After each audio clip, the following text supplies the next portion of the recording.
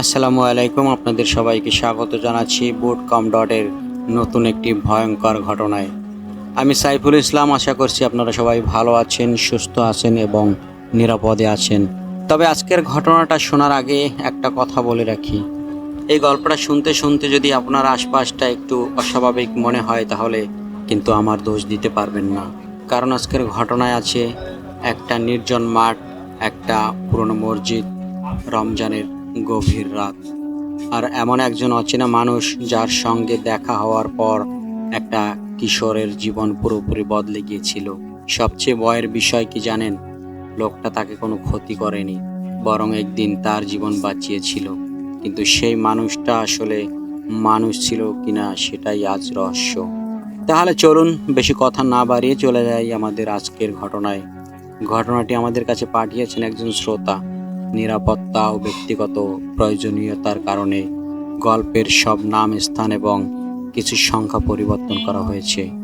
চলুন আপনারা মনোযোগ দিয়ে শুনবেন, কারণ গল্পের শেষের দিকে এসে হয়তো আপনাদেরও মনে হবে কিছু মানুষকে আমরা হঠাৎ করে জীবনে পাই না, কখনো কখনো তারা আসে কোনো একটা উদ্দেশ্য নিয়ে।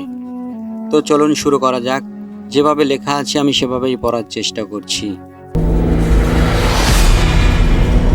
আমার নাম নাবিল হোসেন। বর্তমানে আমি ঢাকায় থাকি। তবে আমার জীবনের এই ঘটনাটা ঘটেছিল যখন আমি স্কুলে পড়তাম। তখন আমি নবম শ্রেণীর ছাত্র। আমাদের বাড়ি ছিল কুষ্টিয়ার এক প্রত্যন্ত এলাকায়। গ্রামটা খুব বড় ছিল না, তবে গ্রামের এক পাশে ছিল একটা পুরনো খেলার মাঠ। মাঠটার চারপাশে তখনও অনেকটা খালি জায়গা ছিল। একদিকে কয়েকটা বাড়ি, অন্যদিকে বাজার। আর মাঠের উত্তর পাশে ছিল একটা ছোট্ট মসজিদ। মসজিদটা খুব বেশি পুরনো ছিল না, কিন্তু আশেপাশের জায়গাটা ছিল বেশ নির্জন। দিনের বেলায় মাঠে ছেলেরা খেলতো, কেউ ফুটবল খেলতো, কেউ ক্রিকেট, কেউ আবার শুধু বসে গল্প করত। কিন্তু সন্ধ্যার পর মাঠটা একেবারে ফাঁকা হয়ে যেত। আমার ক্রিকেটের প্রতি ছোটবেলা থেকে প্রচণ্ড আগ্রহ ছিল। আমি আমাদের পাড়ার ছেলেদের নিয়ে একটা ক্রিকেট দল তৈরি করেছিলাম। দলের অধিনায়কও ছিলাম আমি। আমাদের পাড়া থেকে মূল সড়ক পর্যন্ত যেতে প্রায় 5-6 মিনিট হাঁটতে হতো। তারপর রাস্তা পার হয়ে আর একটা সরু গলি দিয়ে গেলেই মাঠটা দেখা যেত। আমার বাবা প্রথম দিকে আমাকে ওই মাঠে যেতে দিতে চাইতেন না, কারণ জায়গাটা বেশ নির্জন ছিল। কিন্তু পরে আমি যখন নিয়মিত পড়াশোনার পাশাপাশি টিউশনে যেতে শুরু করলাম, ওই এলাকায় আমার যাতায়াত শুরু হয়ে গেল। আমার টিউশন ছিল মাঠের কাছেই। টিউশন শেষ করে আমরা প্রায় প্রতিদিনই মাঠে ক্রিকেট খেলতাম। ধীরে ধীরে পাশের এলাকার কয়েকজন ছেলের সঙ্গেও আমাদের বন্ধুত্ব হয়ে গেল। সব মিলিয়ে আমরা একটা ভালো দল তৈরি করে ফেললাম। মাঠটা আমরা নিজেরাই পরিষ্কার করতাম। কোথায় ঘাস বেশি হলে কেটে ফেলতাম, কোথাও মাটি উঁচু হলে সমান করতাম। এভাবে প্রায় 1.5 বছরের মধ্যে মাঠটা আমাদের ক্রিকেট খেলার প্রধান জায়গা হয়ে গেল। সেই সময় রমজান মাস চলে এলো। আমাদের মাথায় একটা নতুন বুদ্ধি ঢুকলো, রাতেই ক্রিকেট খেলবো। মসজিদে এশা ও তারাবির নামাজ পড়ে সরাসরি মাঠে চলে আসব। মাঠে আমরা কয়েকটা শক্তিশালী লাইটের ব্যবস্থা করলাম। পরিকল্পনা ছিল রাত প্রায় 1টার মধ্যে খেলা শেষ করে বাড়ি চলে যাব। আমাদের মধ্যেও কয়েকজনের বাড়ি কাছেই ছিল, কিন্তু আমার সঙ্গে যারা আসতো তাদের বেশ কিছুটা পথ হাঁটতে হতো। তাই বাড়ি থেকে শর্ত দেওয়া হলো, সবাই একসঙ্গে ফিরতে হবে। আমি, তানবীর, রাকিব আর মেহেদি, এই 4 জন সবসময় একসঙ্গে আসা যাওয়া করতাম। প্রথম রাতের ম্যাচের দিন আমরা সবাই বেশ উত্তেজিত ছিলাম। এশার নামাজের পর তারাবির জন্য মসজিদে ঢুকলাম। সেদিন মসজিদে প্রচুর মানুষ ছিল। আমরা একেবারে পেছনের দিকে জায়গা পেলাম। আমি আমার পাশে দাঁড়ানো একজন ছেলেকে তখন প্রথম দেখলাম। ছেলেটা আমাদের এলাকার বলে মনে হলো না, বয়স আমার কাছাকাছি, পরনে সাদা পাঞ্জাবি। চেহারাটা অদ্ভুত সুন্দর, কিন্তু সবচেয়ে অদ্ভুত বিষয় ছিল তার শরীর থেকে আসা একটা গন্ধ, সুগন্ধির মতো, কিন্তু সাধারণ কোনো আতরের গন্ধ নয়, খুব মিষ্টি একটি সুবাস। তারাবি শেষ হলো, আমি বাইরে বেরিয়ে সেই ছেলেটাকে খুঁজলাম, কিন্তু কোথাও পেলাম না। মনে হলো হয়তো বীরের মধ্যে চলে গেছে। তখনই তানবীর দৌড়ে এসে বলল, নাবিল, তাড়াতাড়ি আয়। আমি বললাম, কি হয়েছে? তানবীর বলল, রিয়াদ আসেনি। রিয়াদ ছিল আমাদের দলের অন্যতম সেরা ব্যাটসম্যান।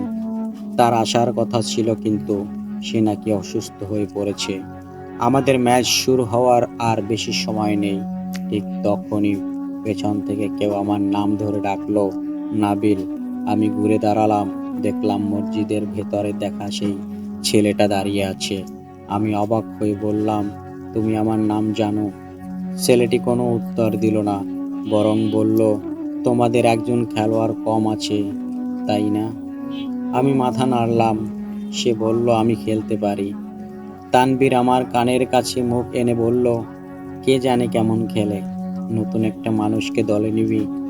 কিন্তু আমাদের হাতে তখন সত্যিই আর কোনো উপায় ছিল না। আমি ছেলেটাকে জিজ্ঞেস করলাম, তোমার নাম কি? সে কিছুক্ষণ আমার দিকে তাকিয়ে থেকে বলল, আমার নাম আরমান। নামটা শুনে আমি মাথা নাড়লাম। আরমান আমাদের সঙ্গে মাঠের দিকে হাঁটতে শুরু করলো। কেউ তাকে বাধা দিল না। অদ্ভুত ব্যাপার হলো, আমরা কেউ জানতাম না কেন আমরা তাকে এত সহজে দলে নিয়ে নিলাম। মনে হচ্ছিল যেন ছেলেটা আমাদের বহুদিনের পরিচিত। মাঠে পৌঁছে টস হলো। প্রথমে ব্যাটিং পেল প্রতিপক্ষ দল। আমরা ফিল্ডিংয়ে দাঁড়ালাম। আমি আরমানকে বাউন্ডারির কাছে দাঁড় করিয়ে দিলাম।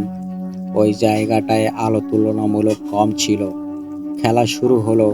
তৃতীয় ওভারের দ্বিতীয় বল। ব্যাটসম্যান জোরে শট খেললো। বল অনেক উঁচুতে উঠে গেল। আমি দেখলাম আরমান হঠাৎ দৌড় দিল, কিন্তু সে যে গতিতে দৌড়ালো সেটা স্বাভাবিক ছিল না। এক মুহূর্তে সে প্রায় মাঠের মাঝখানে পৌঁছে গেল। তারপর এমনভাবে লাফ দিল যে বলটা মাটিতে পড়ার আগেই তার হাতে চলে এলো। সবাই চিৎকার করে উঠল। আমি অবাক হয়ে ওর দিকে তাকিয়েছিলাম। আরমান শুধু মুচকি হাসলো। পরের কয়েক ওভারে আরো অদ্ভুত ঘটনা ঘটল। একজন ব্যাটসম্যানের বল সোজা বাউন্ডারির দিকে যাচ্ছিল। আরমান সেখানে ছিল না, কিন্তু কয়েক সেকেন্ডের মধ্যেই তাকে সেই জায়গায় দাঁড়িয়ে থাকতে দেখা গেল। সে কিভাবে সেখানে গেল কেউ খেয়াল করেনি। খেলার উত্তেজনায় সবাই বিষয়টা ভুলে গেল। শেষ পর্যন্ত প্রতিপক্ষ দল মাত্র 11 ওভারের মধ্যেই অল আউট হয়ে গেল। তাদের 7 জন ব্যাটসম্যানকে আউট করেছিল আরমান। কেউ ক্যাচ দিয়ে, কেউ বোল্ড হয়ে, কেউ আবার রান আউট। তারপর আমাদের ব্যাটিং। আমি আরমানকে সঙ্গে নিয়ে ওপেনিংয়ে গেলাম। প্রথম বলেই সে 4 মারল। পরের বল ছক্কা, তারপর আবার 4। আমি ওর ব্যাটিং দেখে অবাক। এক সময় মনে হচ্ছিল বলটা আসার আগেই সে যেন জানে বলটা কোথায় যাবে। শেষ পর্যন্ত আমরা খুব সহজেই ম্যাচ জিতে গেলাম। সেদিনের ম্যাচের সেরা খেলোয়াড় ছিল আরমান। কিন্তু ম্যাচ শেষ হওয়ার পরও একটা বিষয় আমার মাথায় ঘুরছিল। আমি ওর সঙ্গে হাত মেলাতে গেলাম। আরমান আমার হাতের দিকে তাকালো, তারপর হাত বাড়ালো। তার হাতটা বরফের মতো ঠান্ডা। আমি চমকে গেলেও কিছু বললাম না। ভাবলাম, রাতের ঠান্ডায় হয়তো এমন হয়েছে। আমি জিজ্ঞেস করলাম, কালো আসবে? আরমান শুধু মাথা নাড়ল। তানবীর তাকে জিজ্ঞেস করলো, তুমি থাকো কোথায়? আরমান বলল, এখানে মেহমান হয়ে এসেছি। তো জিজ্ঞেস করলো, কার বাড়িতে? সে আর কোনো উত্তর দিল না, শুধু বলল, রমজান মাসটা এখানেই থাকবো। আমরা আর কিছু জিজ্ঞেস করলাম না। বাড়ি ফেরার সময় আমি দেখলাম আরমান মাঠের উল্টো দিকে মসজিদের পেছনের ঝোপঝাড়ের দিকে চলে যাচ্ছে। আমি ধরে নিলাম আশেপাশে কোনো বাড়িতে হয়তো থাকে। পরের রাতেও আমরা মসজিদে গেলাম, আরমানও ছিল। সেদিনও সে অসাধারণ খেললো। একবার বল মসজিদের পেছনের ঝোপে চলে গেল। সবাই বল খুঁজছিল, কিন্তু আরমান একাই অন্ধকারের মধ্যে ঢুকে গেল। কয়েক সেকেন্ড পর বল হাতে ফিরে এলো। আমি তাকে জিজ্ঞেস করলাম, এত অন্ধকারে বল পেলি কিভাবে? সে শুধু বলল, চোখ ভালো। আমি হেসে ফেললাম, কিন্তু ভেতরে ভেতরে অস্বস্তি হচ্ছিল। কারণ সত্যি বলতে সেখানে দাঁড়িয়ে নিজের হাতও ভালোভাবে দেখা যাচ্ছিল না। তবু আরমান অন্ধকারে ঢুকে কয়েক সেকেন্ডের মধ্যে বল নিয়ে ফিরে আসছিল। সেদিন ম্যাচ শেষে আরমান বলল, কাল আমার কয়েকজন বন্ধু আসবে। আমি বললাম, নিয়ে এসো। সে হাসলো। এরপর সে বিদায় নিয়ে চলে গেল। তৃতীয় রাত আমরা তারাবির নামাজ পড়তে মসজিদে ঢুকেছি। নামাজ শেষে মাঠে বেরিয়ে দেখি আরমানের সঙ্গে সত্যি কয়েকজন ছেলে এসেছে, কিন্তু তাদের দেখে আমার বুক কেঁপে উঠল, কারণ তাদের মধ্যে একজন ছিল রিয়াদ, আমাদের সেই পুরনো খেলোয়াড়। সে প্রথম ম্যাচে অসুস্থতার কারণে আসেনি। রিয়াদ আজ মাঠে এসে দাঁড়িয়ে আছে। আমি ছুটে তার কাছে গেলাম। তুই তো অসুস্থ ছিলি? রিয়াদ বলল, হ্যাঁ, এখন ভালো। আমি আর কিছু বললাম না। আজ আমাদের দলে একটা সমস্যা তৈরি হলো। একদিকে রিয়াদ আমাদের পুরনো খেলোয়াড়, অন্যদিকে আরমান। দুজনকেই খেলানো সম্ভব নয়। আমি অধিনায়ক, সিদ্ধান্ত আমাকে নিতে হবে। শেষ পর্যন্ত আমি রিয়াদকে খেলানোর সিদ্ধান্ত নিলাম। আরমানকে বললাম, আজ তুমি একটু বাইরে বসে খেলা দেখো। আরমান কিছু বলল না, শুধু আমার দিকে তাকিয়ে রইল। তার চোখে কোনো রাগ ছিল না, বরং অদ্ভুত একটা হাসি। আমি মাঠের পাশে আরমানের বন্ধুদের কাছেই বসে পড়লাম। খেলা শুরু হলো, আর তখনই আমি এমন কিছু দেখতে পেলাম যা আজও মনে পড়লে শরীর শিউরে ওঠে। আরমান তখন বাউন্ডারির কাছে দাঁড়িয়ে। আমি তার দিকে তাকিয়ে আছি। হঠাৎ দেখলাম সে এক জায়গা থেকে অদৃশ্য হয়ে অন্য জায়গায় দাঁড়িয়ে গেছে। প্রথমে ভাবলাম চোখের ভুল, কিছুক্ষণ পর আবার একই ঘটনা, তারপর আবার। আমি গুণে দেখেছিলাম 5 বার। আরমান যেন কয়েক সেকেন্ডের জন্য বাতাসের মধ্যে মিলিয়ে যাচ্ছিল, তারপর এক জায়গায় দেখা দিচ্ছিল। কিন্তু আশ্চর্যের বিষয়, মাঠের অন্য কেউ কিছুই দেখতে পাচ্ছিল না। আমি পাশে বসে আরমানের বন্ধুদের দিকে তাকালাম। তাদের মুখ একদম স্থির, কেউ কথা বলছে না, কেউ হাসছে না, এমনকি তাদের চোখের পলক পড়তেও আমি দেখছিলাম না। আমি আরো ভালো করে তাকালাম। একজনের চোখের মণি যেন অস্বাভাবিকভাবে কালো, আর একজনের চোখে হালকা সবুজ একটা আভা। আমার বুক ধড়ফড় করতে শুরু করলো। আমি উঠে চলে যেতে চাইলাম, কিন্তু উঠতে পারলাম না। মনে হচ্ছিল কেউ আমাকে ধরে রেখেছে। ঠিক তখনই আমার পাশে বসা একজন ধীরে ধীরে আমার দিকে তাকালো। তার ঠোঁট নড়ল না, কিন্তু আমি পরিষ্কার শুনলাম, ভয় পাবেন না। আমি জমে গেলাম। আবার সেই কণ্ঠ, আমরা কারো ক্ষতি করতে আসিনি। আমি চারদিকে তাকালাম, কেউ কিছু শুনছে কিনা। কেউ শুনেনি, শুধু আমি শুনেছি। সে আবার বলল, আপনি আরমানের বন্ধু, তাই আপনাকে আমরা সম্মান করি। আমার শরীরের লোম দাঁড়িয়ে গেল। আমি কোনো কথা বললাম না, শুধু চুপ করে বসে রইলাম। খেলা চলতে থাকলো। একসময় একটা বল সোজা মসজিদের পেছনের দিকে চলে গেল। আরমান দৌড়ে গেল। আমি এবার চোখ সরাইনি। সে ঝোপের কাছে পৌঁছালো। তারপর হঠাৎ আমার চোখের সামনে আরমান একেবারে মিলিয়ে গেল। আমি শপথ করে বলতে পারি, সেখানে আরমান ছিল না। কিন্তু মাত্র কয়েক সেকেন্ড পর তাকে আবার মাঠের অন্য দিক থেকে বল হাতে দৌড়ে আসতে দেখলাম। আমার বুকের ভেতর যেন কেউ হাতুড়ি মারছিল। আমি উঠে দাঁড়াতে চাইলাম, গলা দিয়ে শব্দ বের হলো না। তখনই বুঝলাম এই ছেলেটা মানুষ নয়। কিন্তু সে কি, জিন, না অন্য কোনো অদৃশ্য সত্তা, নাকি এমন কিছু যার নাম আমি জানিও না। কিছুক্ষণ পর আরমান মাঠে এসে বলল, আমাকে আজ যেতে হবে। আমি তার দিকে তাকালাম। সে বলল, আমি আবার আসব। আমি কোনো উত্তর দিলাম না। আরমান তার বন্ধুদের নিয়ে মসজিদের পেছনের দিকে চলে গেল। আমি কিছুক্ষণ অপেক্ষা করলাম, তারপর হঠাৎ সিদ্ধান্ত নিলাম, আজ আমি সত্যিটা জানবো। আমি কাউকে কিছু না বলে তাদের পেছনে গেলাম। মসজিদের পেছনে ঝোপঝাড়, তারপর একটা ডাল নিচের দিকে নেমে গেছে। আমি দ্রুত হাঁটলাম, কিন্তু সেখানে পৌঁছে কাউকেই দেখতে পেলাম না। আরমান নেই, তার বন্ধুরাও নেই। চারপাশে শুধু ঝিঁঝি পোকার শব্দ। আমি ফিরে আসার জন্য ঘুরলাম। ঠিক তখনই পেছন থেকে একটা কণ্ঠ শুনলাম, নাবিল। আমার পুরো শরীর ঠান্ডা হয়ে গেল। আরমান বলল, পেছনে তাকিও না। আমি স্থির হয়ে দাঁড়িয়ে রইলাম। সে বলল, তুমি যা দেখেছ সেটা কাউকে বলবে না। আমি কিছু বললাম না। তারপর সে বলল, আজ তুমি আমার সঙ্গে যে আচরণ করেছ সেটা আমি মনে রাখব। আমার বুক কাঁপছিল। সে আবার বলল, কখনো যদি তোমার সত্যিই আমার প্রয়োজন হয়, আমাকে মনে করবে। কয়েক সেকেন্ড নীরবতা, তারপর বললেন, এখন চলে যাও। আমি আর এক মুহূর্ত দাঁড়াইনি, প্রাণপণে দৌড়ে মাঠে ফিরে এলাম। বন্ধুরা আমাকে দেখে অবাক। তানবীর বলল, কোথায় গিয়েছিলি? আমি কোনো উত্তর দিলাম না। সেদিনের ম্যাচ কোনো মতে শেষ করলাম, আমরা জিতেছিলাম। কিন্তু আমার মাথায় তখন শুধু একটা কথাই ঘুরছিল, আসলে আরমান কে? বাড়ি ফিরে পরদিন আমার প্রচণ্ড জ্বর এলো। টানা 2 দিন বিছানা থেকে উঠতে পারিনি, কিন্তু কাউকে কিছু বলিনি। এরপর অদ্ভুতভাবে আমাদের সেই মাঠে ক্রিকেট খেলা বন্ধ হয়ে গেল। কখনো বৃষ্টি, কখনো মাঠে সমস্যা, কখনো কারো বাড়িতে কাজ। কোনো না কোনো কারণে খেলা আর হচ্ছিল না। আরমানের কথা মাঝে মাঝে বন্ধুরা বলতো, কিন্তু আমি চুপ থাকতাম। সময়ের সঙ্গে ঘটনাটা ধীরে ধীরে আমার জীবন থেকে হারিয়ে গেল। স্কুল শেষ হলো, কলেজে উঠলাম। পড়াশোনার ব্যস্ততায় ক্রিকেটও প্রায় ছেড়ে দিলাম। আরমানের কথাও ভুলে গেলাম। কমপক্ষে আমি ভেবেছিলাম আমি তাকে ভুলে গেছি। এর প্রায় 4 বছর পরের ঘটনা। তখন আমি কলেজের 2য় বর্ষে পড়ি।